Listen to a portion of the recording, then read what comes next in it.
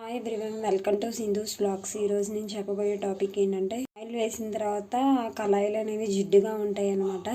అలా జిడ్డు త్వరగా పోవాలి అంటే ఏం చేయాలో మీకు నేను ఈ వీడియోలో వివరంగా చెప్పబోతున్నాను. మనం యూజ్ చేసే పేస్ట్ తీసుకోండి, ఏదైనా పర్లేదు. కోల్గేట్ యాక్టివ్ సాల్ట్ కానీ డాబర్ కానీ ఏదో ఒకటి.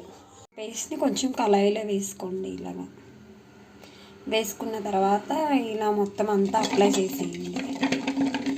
చేసిన తర్వాత ఒక 3-4 నిమిషాల తర్వాత వాటర్తో వాష్ చేయండి నీట్గా.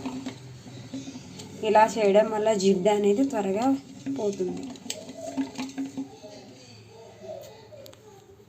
ఇదిగోండి, చూడండి ఎంత నీట్గా ఉందో. తర్వాత మనం డైలీ యూజ్ చేసుకునే విమ్ సబ్బుతో ఒకసారి స్క్రబ్బర్తో నీట్గా వాష్ చేసుకోండి.